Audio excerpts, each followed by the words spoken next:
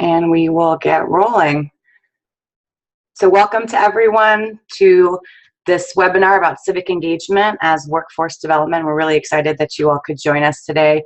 We have some awesome content relating to civic engagement and workforce development, and some really interesting and innovative ways that campuses have been thinking about this topic and actually implementing programs to make it come to life as well. What we're going to do to get started is just go through an overview, a little bit of technical assistance up front so that you know where to go on Zoom, how to work this platform, how to interact, so that, as you may have noticed, you are in a listen-only mode as a participant, and that really is just to keep the clutter out so that we can all appreciate what our presenters have to offer and move through it smoothly. However, we want to hear from you as participants, both your comments about the content that's being presented and questions that you have. We'll have a good chunk of time at the end for you all to be able to ask questions or share program models of your own, perhaps, with this group of participants. So we'll go through how you can interact as a participant. I'll turn the mic, so to speak, over to Elena Queta at California Campus Compact, and she'll give an introduction of who we are, how this came together, this webinar series, and then we'll move through the content, which I'm really excited about, ending with some questions and answers. So again, please, once we go through the technology that we're using for the webinar, put your comments and your questions together and submit them to us so that we can hear your voice without you actually being able to speak. So Zoom is a relatively straightforward platform to use for webinars, and really the primary way in which, as audience members, that you'll be able to communicate is through the Q&A button. So there should be what looks like folders with a Q on it, and it says Q&A. If you click on that button, you can submit any comments, questions that you may have, and they'll come through to the facilitators so that we can catalog them and make sure that, especially if you've got some specific areas of interest or things that you would like to have addressed, we can make sure that this is as meaningful and relevant to your needs as participants as we can. So please use that Q&A button widely. There are also ways for you to check the volume. You can go through and make sure that you can hear everything very clearly, and it's got the little microphone for that purpose. Otherwise, again, if you have any sort of technical assistance questions that you're just unable to answer by using Zoom, feel free to send me an email, which is stephanie@ccmountainwest.org, and I'm the one that sent you the email earlier. So we'll remind you again about the Q&A button, but feel free to go ahead and give it a try.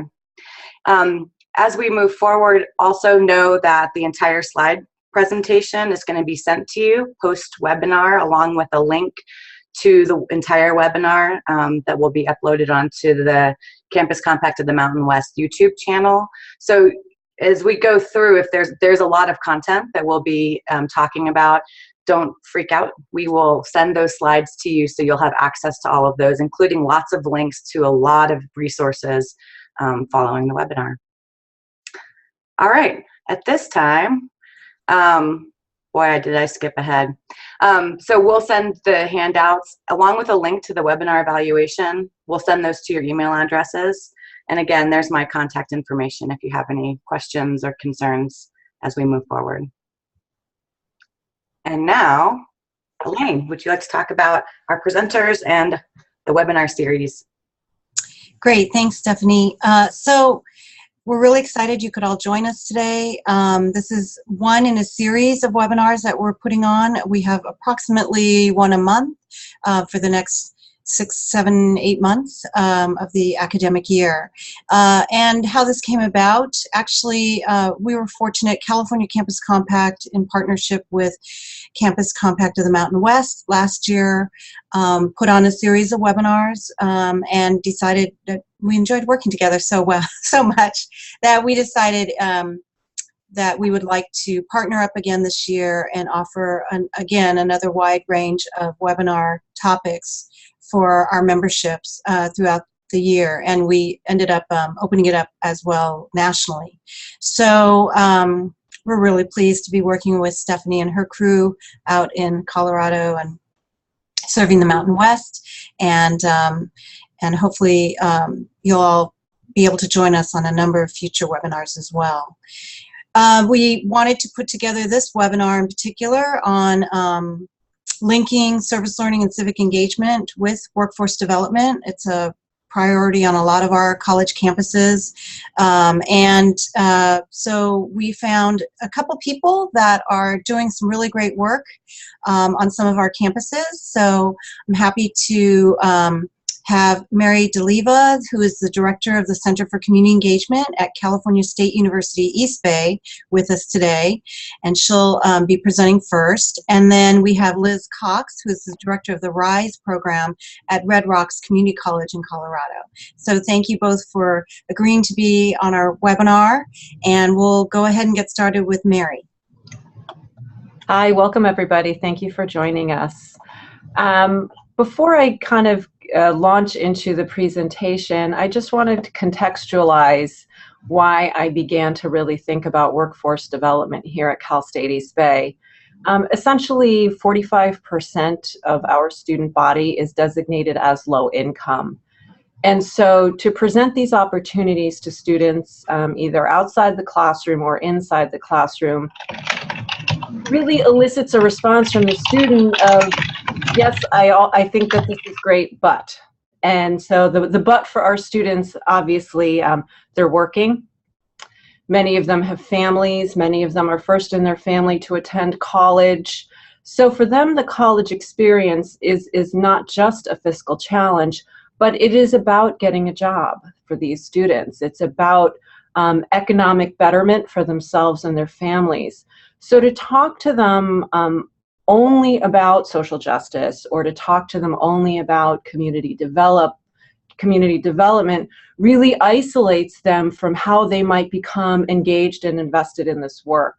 So I really began to think about, how do I frame this experience for our students that makes sense for them and that gives them a reason to participate. So the next slide. Thank you, Stephanie. Why focus on social responsibility? Why not get trained for a job? So thinking about this from the student perspective, and then also thinking about this from a faculty or an administrative perspective, it's really about what the workforce is asking for these days. We have the 2009 employer survey from the AAC&U, and I encourage you to follow that link at some point. It's a really interesting document because there are a number of quotes from these employers about what they're looking for. They're really looking for capacities in our students. These are ones that we talk about very often when we talk about the learning aptitudes for our students: written and oral communication, critical thinking, ethical decision-making, complex problem-solving, teamwork, innovation, and creativity. So these are all skills that we want to develop for our students, but they are also skills that employers are looking for. The economy today, the workforce is changing at a rate greater than it ever has before. Our students, most of them are, training for jobs, so to speak, that don't exist today. That by the time they are adult working professionals, they will have to be making adjustments and changes in their fields. And so what employers are looking for are individuals who can grow and change and adapt within their disciplines and their fields as well. Next slide, please. Students need to be what we call 360-degree professionals. They're looking for students who could use a broad skill set, who can coordinate with other departments, and not just with other departments, but what we know just in our own daily lives is the complexity of our communication. We have multiple forms of communication these days. We have multiple ways to share information these days. So yes, our students do need technical skills, but our students also need the maturity and the perspective that helps them to navigate all of these skills in a way that employers want to see. So they really need to have kind of what would they call a higher level of learning than they did in the past. It's not just about job skills. It's not just about, do I have the technical training for the job, but it's, can I navigate the workplace? Can I navigate the field? So looking at civic engagement as workforce development, thinking about building a career and contributing to society, and how they are not exclusive endeavors. So when talking to students and when talking to faculty, it's really about helping them to see the intersection of professional and social responsibility. And I always talk about student empowerment, because ultimately what we hope is that our students become the authors of their own lives. And self-determination is a capacity that students build through experiencing service. Participating in service learning also helps students understand the complexities of the community, and then they can learn to apply that understanding to discipline and professionally related situations. Certainly collaborating within a diverse environment with a group different from themselves builds the capacity for working within a global economy. Many of our employers are really looking for students who know how to comport themselves in a professional and mature manner. And being out in the community, these service learning experiences jumpstart that capacity for our students.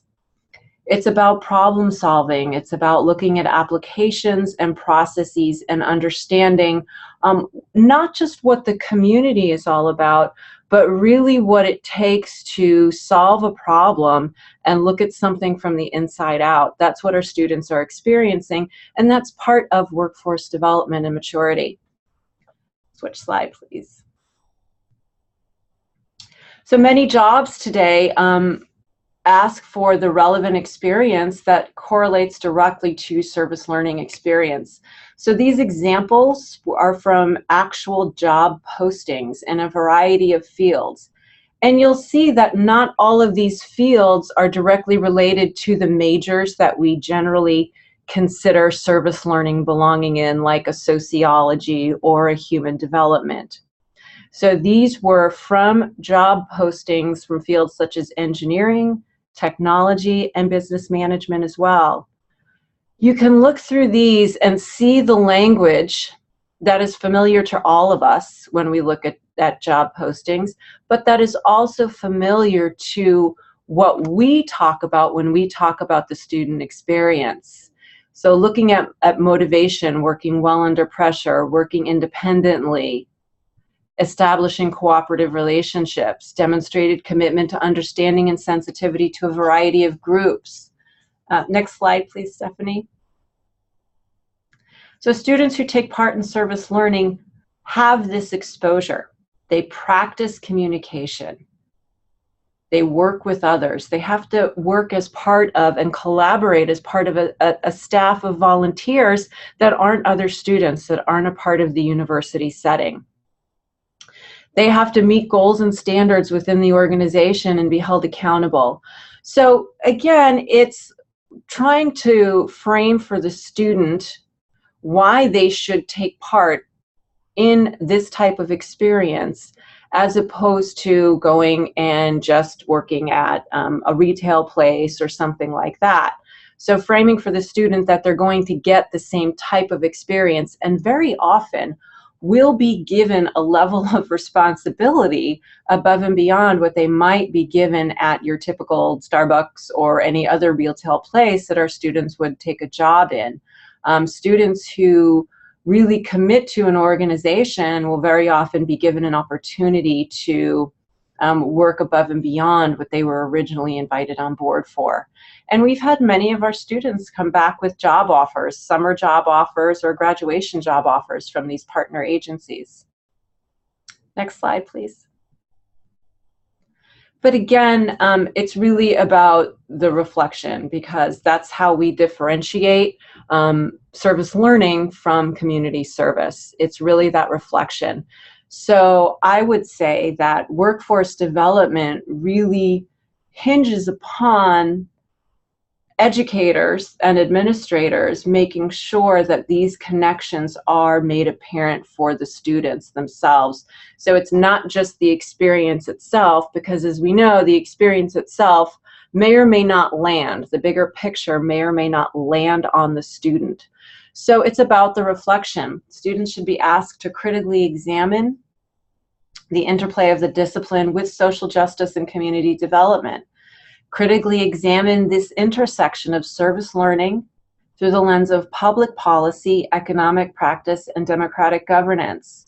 And I will say this, it's important for our students, especially students who are going into the business world, to understand ethical decision making and understand what it means to function within a democracy and within a capitalist economy.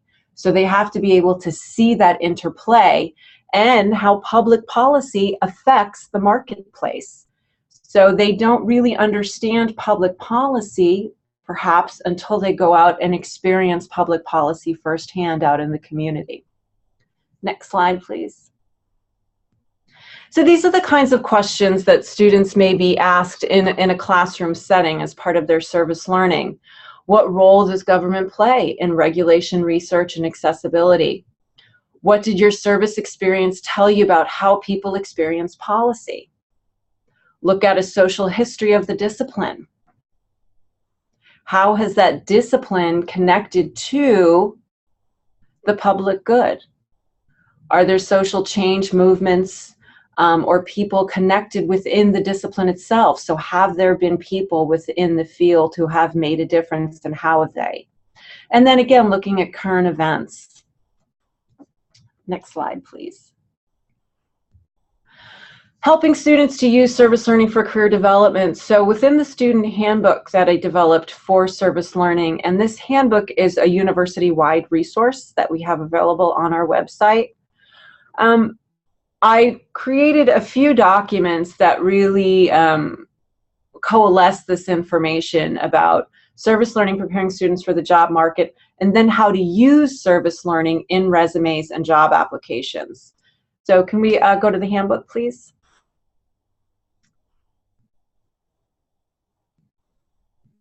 Handbook, please, Stephanie. Thank you. So if we can click through the handbook, we'll see I give students an overview of who we are and what we do. And then clicking through, they hear about our programs, opportunities to get involved. I help them to understand what is community engagement? What does it mean to be in service learning, a fieldwork course? How do I connect it through my academic major? So starting with their learning and what their discipline is. And then clicking through,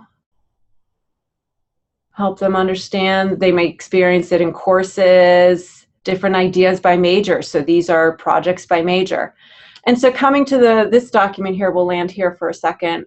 How do service learning and community service help prepare me for the job market? So it's sharing with students that same list we had a few slides back about what employers want and the kinds of skills that students will build through these experiences. So next slide, please, or next page, I should say, sorry. And then landing here, it's really important for students to understand how the service learning becomes a professional experience. And it's really all about how they talk about the service experience so that they make sure to include the service experience as part of their professional experience on their resume, not under community service. And I think that that's a different mindset. Most of our students might list community service in a separate place on the resume, but then it's not professionalized for the potential employer. So the students need to professionalize the service themselves. And this is the language that can help them do that. So I give them some buzzwords about being proactive, prioritizing, teamwork, problem solving. So these are buzzwords that we're very familiar with. And then from the service learning from classroom to community to career, there are some examples on how to develop the resume, how to brainstorm the activities, write a blurb description about that. And again, the students began to see some of the language. They assisted, they organized, they communicated, they managed, they created, they cooperated, they engaged. So it's really about making sure that the language is professionalizing the experience. Next slide, please, or next page, sorry.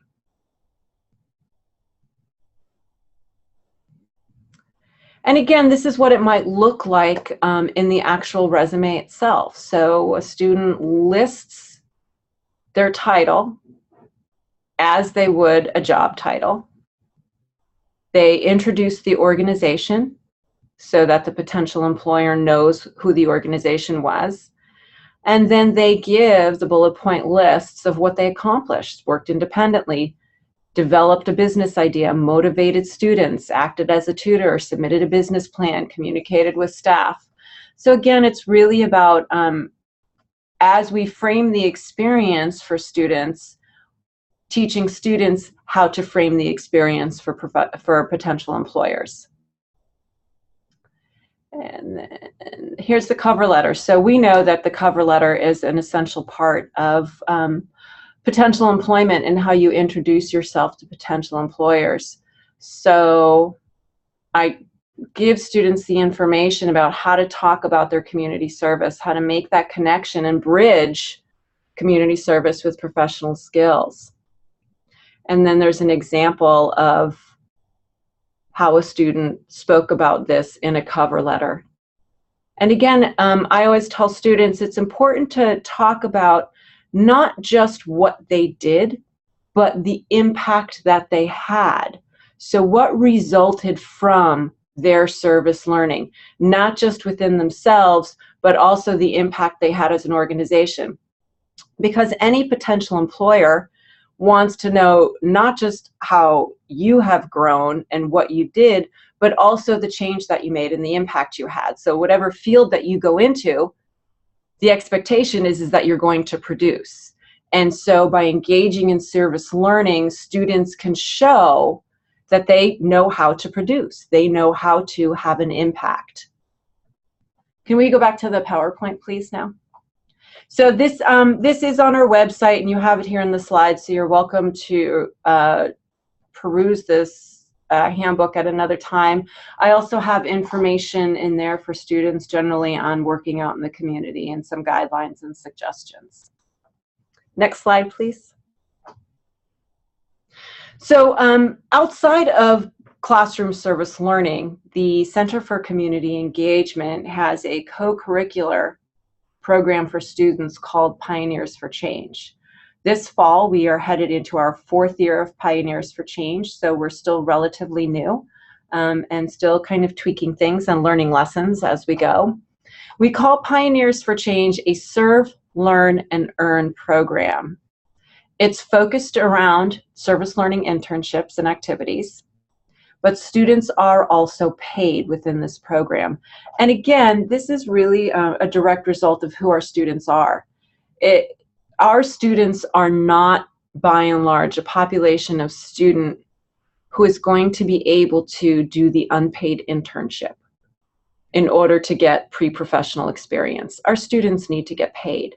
And so we were able to fortunately find the funding in order to set students up, and we pay them as student assistants, so they get an hourly wage for the activities related to the program. Now, around this program, it's also a peer-to-peer leadership model so that students from year to year are engaged in training that enables them to facilitate trainings in the following years. So they have group trainings, they do group community service events, they do their service learning internships, and then they also work as student leaders at our freshman day of service activities. They're organized by year of participation. You can be a year 1 leader, and that's not necessarily if you're a freshman. It has to do with your year of participation with the program. And then there's opportunities for promotion to assistant lead and student lead. And these leads help us to coordinate the program.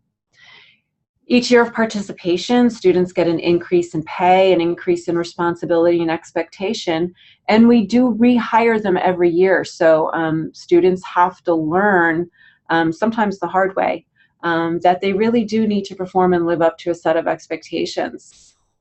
Next slide, please.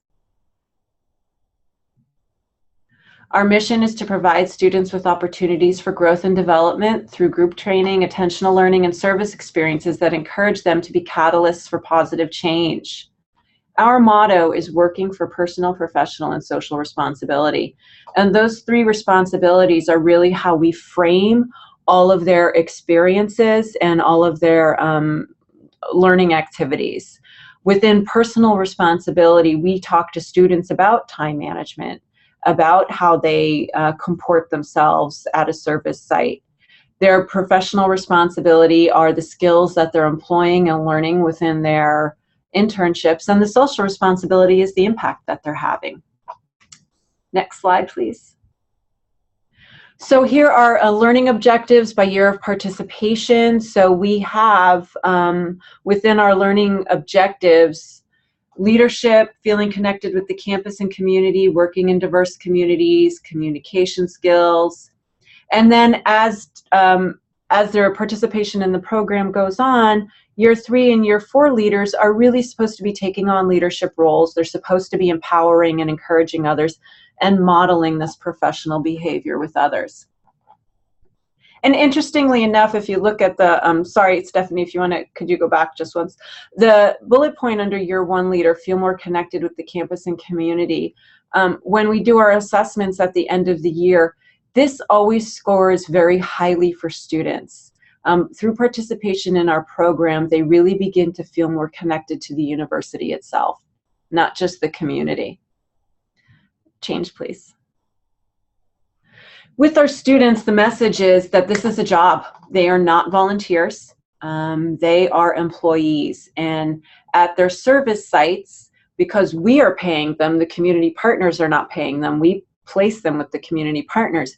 But their service learning internships are their jobs. All aspects of communication, attention to responsibility, payroll, are part of workforce development. We have a very clear set of expectations for our students. Can we click on the expectation link, please?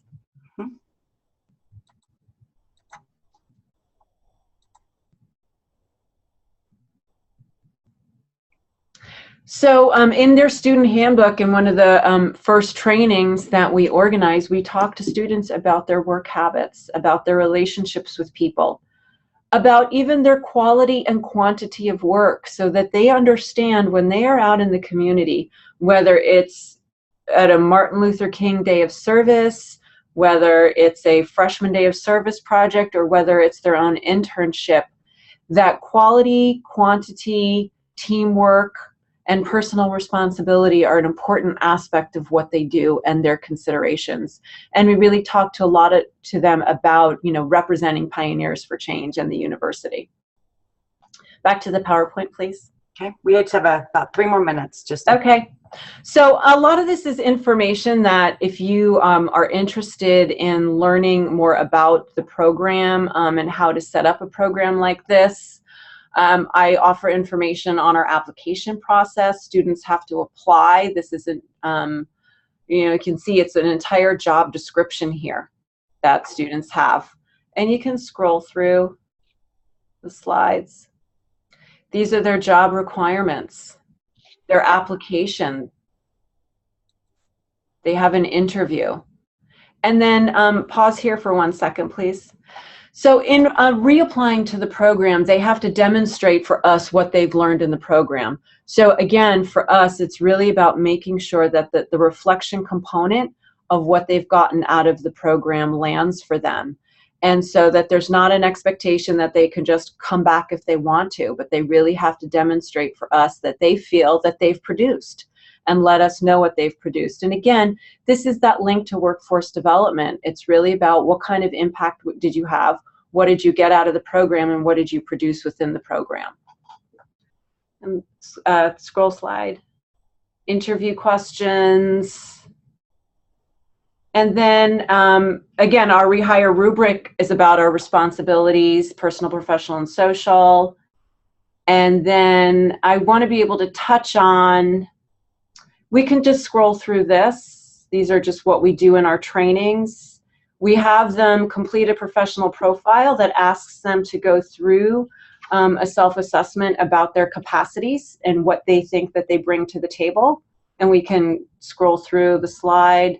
And then I'll land here just to finish up. An important part of this is making sure that our community partners are on board with understanding these professional expectations of our students. So when we send our students out in the community, if we are setting our students up to understand that this is about becoming professionals and future professionals, it's not enough for us to share this message with our students. We also need to share this message with our community partners. So the workforce development for students isn't just about the university framing, it's also about the partners understanding that our students need to be treated as professionals. So a lot of times when we send students off-site to partners, we need to make sure, you know, the students are not looked at as just kind of student labor, to be honest. We need to have a little bit of quality control so that as civic engagement and community engagement, or as a field, begins to have this dialogue about service learning as workforce development, in order to really validate this dialogue, I think that we need to include community partners in this dialogue, because our community partners need to be on board with this perspective of students as professionals, of civic engagement as workforce professionals, because as workforce development, because if we're sending students out in the community and we're saying that they're experiencing this and that they're gaining this, those partners really need to provide a framework for our students, as the same pre-professional framework. We hosted an institute, we hosted an institute for our community partners this summer in which we really went through just that, those concepts with our partners. Thank you. Thank you, Mary. And just as a reminder to folks, because I know that there was a whole lot that is real tangible, sort of practical tools and resources that Mary provided from their program that you can borrow from if this is of interest to you as a program model. Again, you'll be receiving all of these slides. They have all of the links included to the many resources that are being provided. And again, at the end, we'll have a whole resources page that will have just a bunch of links so that you can dive a lot deeper into this content area. But fear not, you will receive all of this. So now I would like to turn it over to Liz Cox at Red Rocks Community College. Thanks, Stephanie. And wow, Mary, thank you so much. That was a really great overview of the changing nature of the workforce and how you are trying to address that with a very similar population of students, which we have here in the community college, which are low-income, first-generation students. So it was really interesting to look how you were trying to frame social justice and service learning with that population of students. So I'm coming at this presentation from outside of a community engagement center. So I really appreciate Stephanie giving me the chance to try and articulate what we're trying to do in RISE with STEM students, particularly those students who want to transfer on into engineering, by using community-based learning and design thinking and bringing social justice in through the kinds of projects that students get involved in. So I direct RISE. RISE is the Red Rocks Innovations for STEM Education at Red Rocks. And it's about mentoring and supporting students in the community college to become problem solvers around issues that come from their communities. So that's why I like to call this responsible innovation. There's a lot of talk about innovation. We all want innovative. We want an innovative workforce. We want innovative problem solvers. But in RISE, we're trying to be very intentional about innovation that contributes to the greater good. And so that's why I like to really frame this around responsible innovation. And that's why providing students an opportunity to engage with community partners and stakeholders in the community is so important to really help students understand this idea of responsible innovation. So my goal here today is to talk about how we do that in our IDEA lab, both curricularly and co-curricularly, and share a bit about design thinking as the methodology to problem solving and how this learning experience builds those workforce skills that Mary highlighted so well. Stephanie, can you take us to the next slide? So everybody talks about STEM, right? STEM's a national priority. from K-12 to post-secondary education to business and industry. Everyone is looking to STEM as the key solution almost to solving persistent workforce development needs. But there's still debate over what STEM means. Is it something more than just the individual science, technology, engineering, and math? Some people want to call it STEAM, throw the arts in. Some people want to call it STREAM, throw the reading in. But it seems to me that we're missing the point about what STEM could be, which is about how those subjects are applied and integrated, and about how those fields are put towards solving real-world problems. And it's that project-based approach that allows students to see the relevancy of their work. So at RISE, we take this applied project-based way as our point of departure, but we try to ask STEM for what purpose? And so allowing these opportunities for students to link STEM with the broader issues of social justice and how STEM can be put to use toward community development really relies on developing this community-based learning approach. So the students in the picture that you see are working with a local nonprofit here in Denver called the Grow House. They're in a food desert area. The community is in an industrial zone. The land is highly polluted, so they cannot grow food in the land, so they actually try and create lots of aquaponic systems inside a greenhouse to become a community garden for the community. So I think I wanted to show the picture because it's a good example of how STEM can be applied to the problems of poor communities and to get students thinking about the broader social justice questions. So, the way that Mary was really highlighting the need to think about what are we asking our students to do in our context in STEM. We're really trying to ask them to define and solve problems contextually. And that's what we try and do in the Idea Lab. And that reflection piece is just so critical for developing those 21st century learning skills. And really that final question for me is the social justice question, that whenever we're trying to define and solve a problem, it's who benefits the most and who benefits the least from your proposed solution. So can you take us to the next slide? So it's a really great opportunity to be able to try and responsible innovation with our predominant community college population. For us, that's low-income first-generation students. And this is a category that crosses over other categories of race and ethnicity, and so sometimes we call this the hidden minority. And so we were able to write a grant to the National Science Foundation to begin to develop social and cultural capital among low-income first-generation students. Among other goals of the project is to really broaden participation in engineering by making engineering relevant to the problems that students care about. And that's a real critical piece of being able to work with students about why engineering is a useful field to study. And so the how there is certainly developing experiential learning in STEM around real-world problems that come from the communities where our students live. And that's maybe the plus side of being a community college, is that our students actually live and come from our local community. So it's something that they know and understand. So kind of like Mary, our program is even newer. We're about a year into our grant and a year into the Idea Lab. So what I'm sharing is very much a work in progress, and I'm going to certainly take this that Mary has shared to help frame this. But so we're learning along the way, but I want to share what we've created so far. Can you go to the next one, Stephanie?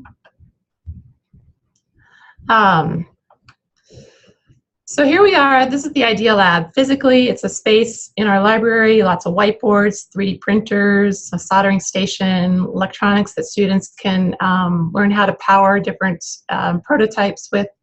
So it's intended as a project and collaboration space, and it's the place where students can meet with their community partner and do some problem solving together.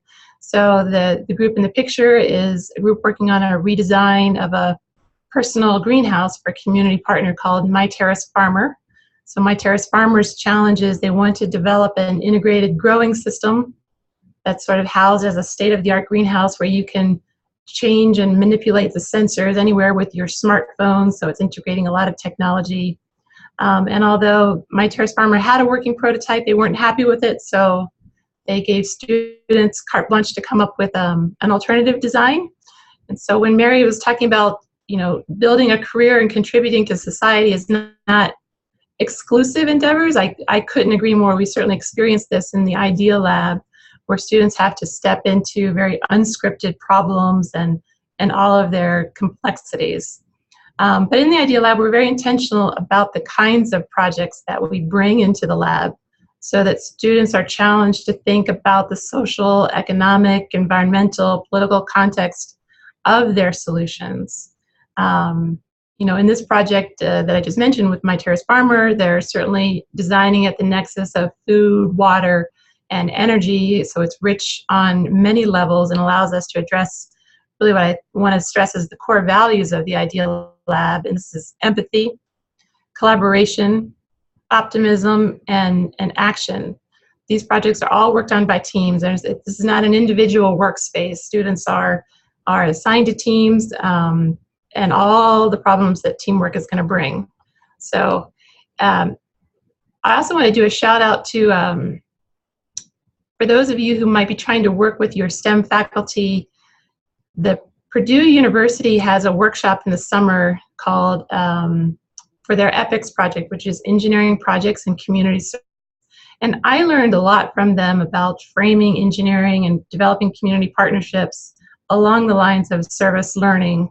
And so I highly recommend their summer workshop if you or any of your faculty want to really learn more about engaging in this kind of work with your students. Steph, can we go to the next one? Let's see here. I'm not advancing here. Let's try again.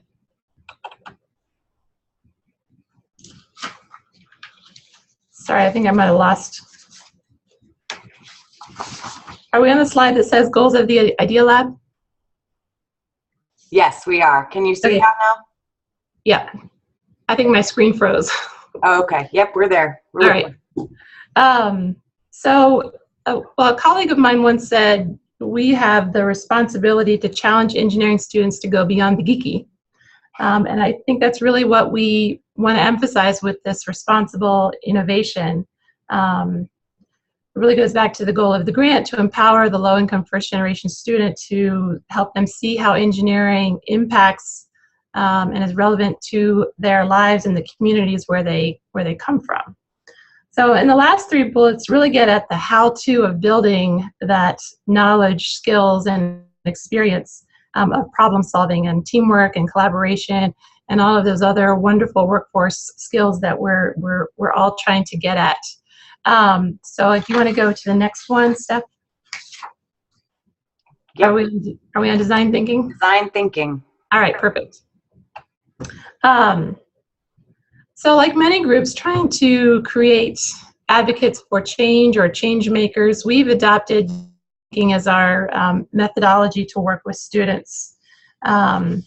Or even more particularly, I would call it human-centered design. If you're not familiar with design thinking, I put a reference there to IDEO and their excellent free downloadable field guide. It has a great walkthrough for students about how to approach design thinking. Human-centered design is what Stanford uses at their D school, so it has some great minds involved in both the development and the ongoing implementation and improvement of the design thinking framework. So design thinking gives students some ways to, and I like how it sort of helps students define their problem statement.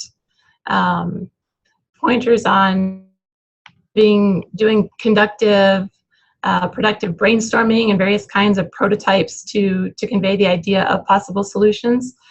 So, and by its nature, design thinking is all about collaboration. You need a team to get through it.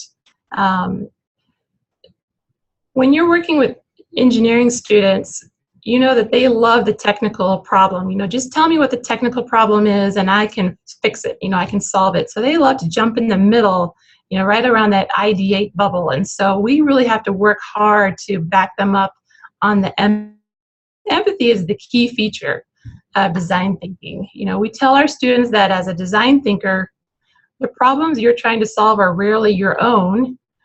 Instead, they are the problems of a particular group of people. So in order to design for that group, you must gain empathy for who they are, what's important to them, what really are their needs. So this is true for the user, the person who has to maintain it, and so not only just the user, but also the person who has to maintain, fix, operate it. So there's lots of different groups involved. So learning to see things from these various perspectives. So it's a comfortable place for engineering students. Most want to jump to the ideate phase to, you know, just get to that technical problem.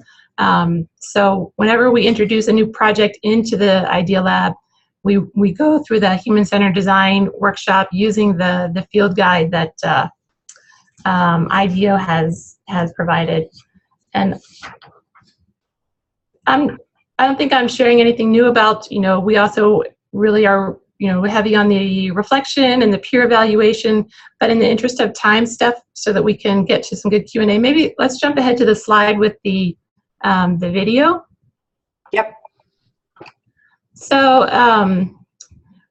as soon as we launched the Idea Lab, National Science Foundation came out with a Community College Innovation Challenge. So it was just like, oh, serendipity. Yes, we need to go for this. So we organized teams of students to submit to the Innovation Challenge.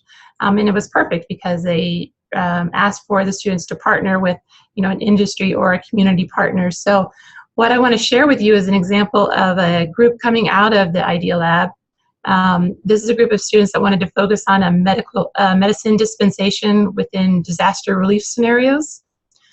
So they noticed that during the floodings in a lot of the communities around Colorado where medical teams had to go out and work with in sort of disaster scenarios,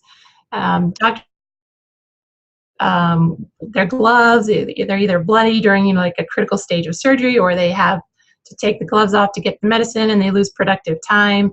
So in the age of lots of infectious diseases, the students thought it was important that they come up with a system where the doctors could easily authenticate to receive the medicine for the patient in a timely manner, and then automatically create a network that creates a secure record of the transaction. And so they were required to submit a 90-second video, and this is their video of their prototype that got them selected to a top 10 finalist, and at that point all top 10 teams were invited to DC for 1 week of innovation training, and then at the end of the week there was a competition for the finalist, and this team was selected as the national winner. So let's roll with it. Great. Society normally runs very smoothly, but when an unanticipated disaster strikes, medical teams are immediately dispatched. It's important that these teams have fast access to needed medicine and can return accurate data within a secure system. We've taken these aspects into account while learning about the current system. We've interviewed doctors and emergency medical response providers and have found that there isn't an efficient, systematic method of tracking drugs in these situations. We're prototyping a portable, secure medical dispensation system that tracks users and medicine within a predefined area. We've built parts with a 3D printer and integrated them with a Raspberry Pi. If the RFID tag located on the doctor's wrist is recognized, it engages a motor and the medicine is dispensed. The transaction is simultaneously recorded, then at regular intervals will be backed up through the network. We've learned a lot in this process and want to thank our community sponsor and faculty advisor for guiding us in this process. Thank you.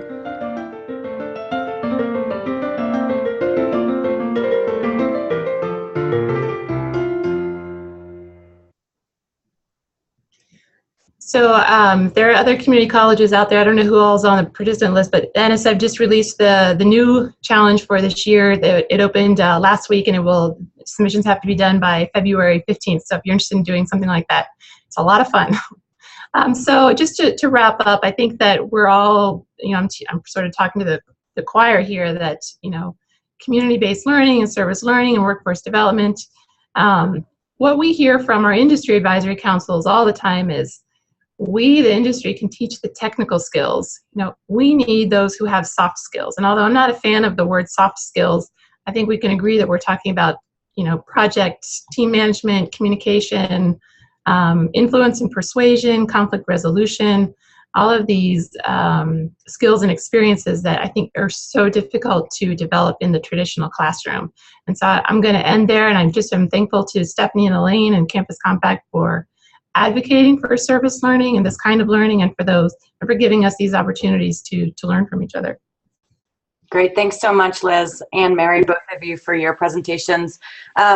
Just as a note for participants, there is one of the final slides is this comprehensive list of resources, which I'm sure there are several more documents that could be added to this list around community engagement, civic engagement, and workforce development. But this is a good starting point to have you go through and look at and think about in a deeper way, maybe the content for this topic. So I'm going to turn it over to Elaine, and we can pull from some of the participant questions.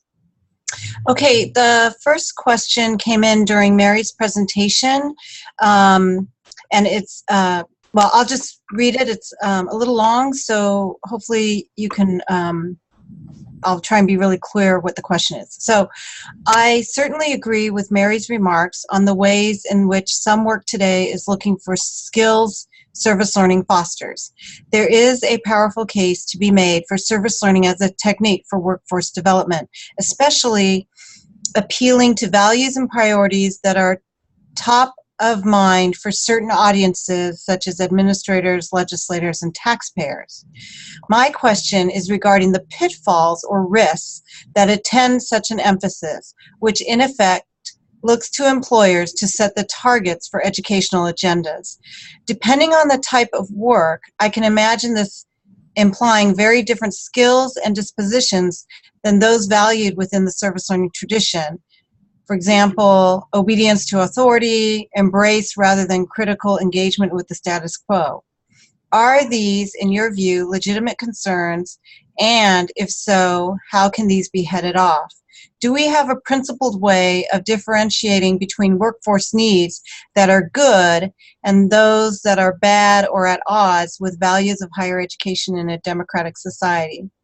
So before I turn it over to the panelists to see if they have anything to say, one of my thoughts around this, though, is that when we look at the things that some of the studies have shown that employers are looking for, one of the most common things that comes up is the ability to get along with others, the ability to work in with a diverse workforce, being able to problem solve and think critically. And so some of the things that I don't know if they're not necessarily easy to perhaps teach, but students gain this experience. Some of the other things were reliability, showing up on time. So I do think that some of the things that we're seeing in the literature about what workforce or employers are looking for are some of these, I don't want to necessarily call them softer skills, but relational skills that students end up learning through the service learning experience.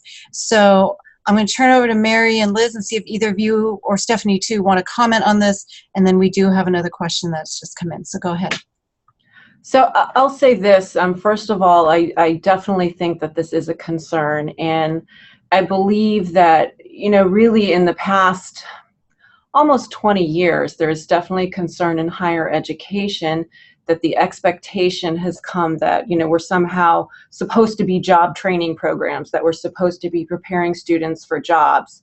And those of us in higher education, and certainly liberal arts universities, are really trying to push back about that, against that concept, and saying that, we're not here just to train students for jobs.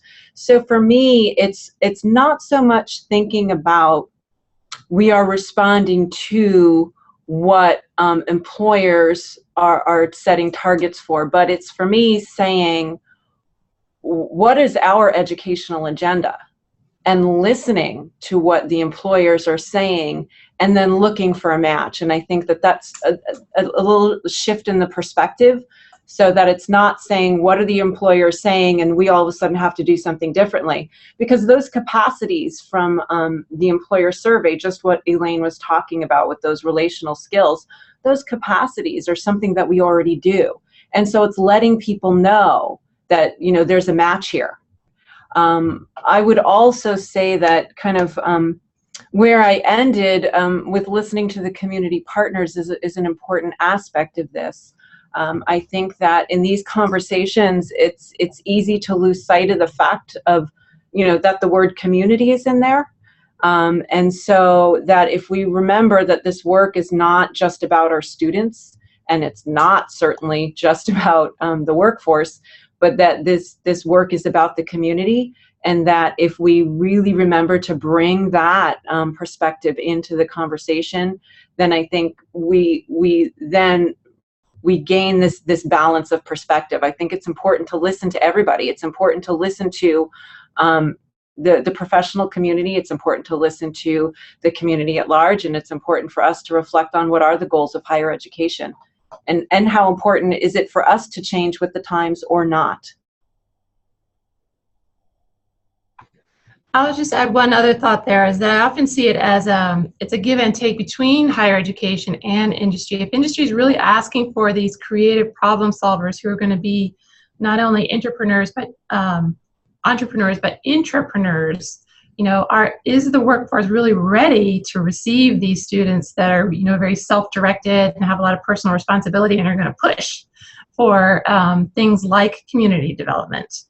So I think there's a lot of interesting conversations to have back and forth between is higher ed just responding to the industry workforce, but, you know, is industry also really ready to listen for, you know, the kinds of students that they're asking for us to produce? Are they really creating pathways for those future employees?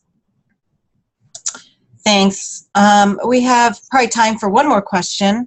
Can you say more about the ways that community engagement is uniquely beneficial to low-income first-generation students as workforce development? So my thought on this really has to do with students becoming the authors of their lives, and it has to do with empowerment. And I see that community engagement really empowering an individual to understand that they can have an impact, and that they have a skill set, and that they can make a difference. And that make a difference isn't just about make a difference in the community and make the world a better place, but they can make a difference in the fact that they have the power to affect change, and they, again, have the power to produce. So I would say it's really about the student voice and the student empowerment. And I would certainly echo that with our population of students coming from, you know, the neighborhoods that really surround us, being able to take their learning and applying it back to their own situations is a very empowering opportunity for them, and being able to see how their education then impacts and improves their communities is often what we see the motivating element to keep them engaged and retained, and, well, our population to transfer on, which is what we want them to do. Mm-hmm. Okay, Stephanie, are there any other questions? I think we're actually out of time. So if there are other questions, there is contact information that will be included with the slides as a handout sent to all of you who have participated today. So if you have follow-up questions, I didn't actually ask Mary and Liz this before, but I'm going to say it out loud now. Feel free to follow up with them. I'm sure that they would love to hear from you. Or if you have questions more broadly about programs and services from Campus Compact, either in California or for the Mountain West, and for those of you who are participating across the country, there's always a wealth of information to be found through the affiliate that you hopefully are working closely with.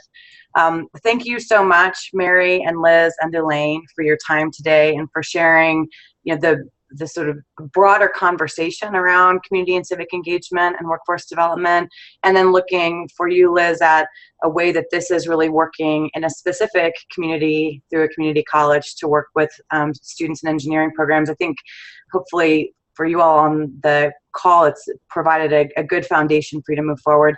We'll be sending out the email directly following this call that will have a link to an evaluation. Please complete it. I know it's not the most fun thing that you've ever done, but it's very helpful for us to be able to continue to provide meaningful content to folks, along with the slides. And then again, you'll have access to this whole webinar on YouTube. We'll post that within a week. Thank you all. I hope you all have a wonderful rest of your afternoon. Thank you. Take good care. Thank you. Thanks all. Thank you.